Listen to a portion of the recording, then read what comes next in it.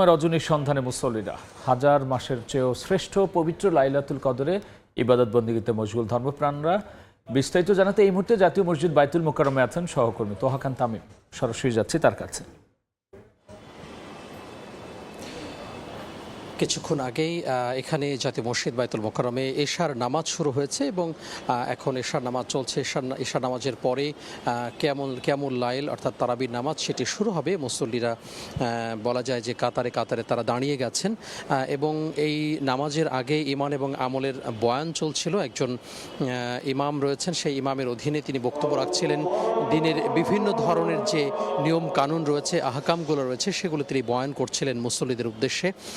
এবং আমরা দেখতে পাচ্ছি যে এখন এশার নামাজ চলছে এবং এই এশার নামাজের পরেই যেই তারাবি নামাজ সেটি আদায় করবেন এবং সারা রাত ধরে এই পবিত্র শবে কদরের রাতে যেই ধরনের ইবাদতগুলি রয়েছে সেই ইবাদতগুলো তারা পালন করবেন।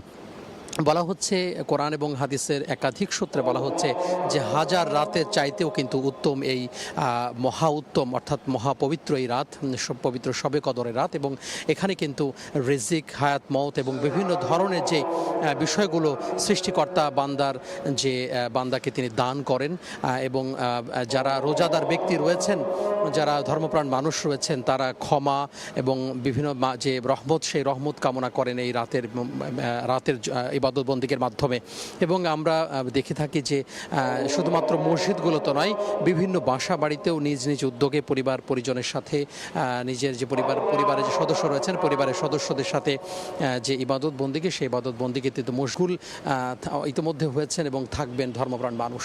তো এখন এশার নামাজ চলছে এবং এশার নামাজের পরে তারাবির নামাজের পরপরে যে যার মতো করে সারা রাত ধরে এখানে ইবাদত বন্দেগীতে মশগুল থাকবেন, নিজের মতো করে ইবাদত করবেন এবং মাঝে মধ্যেই যে ইমান, যে আমলের যে বয়ান, সেই বয়ান এখান থেকে বক্তব্য দেওয়া হবে, বয়ান দেওয়া হবে। তো এই ছিল জাতীয় মসজিদ বাইতুল মোকাররম থেকে আমার হাতে সবশেষ। আমরা সরাসরি ছিলাম জাতীয় মসজিদ বাইতুল মোকাররমে।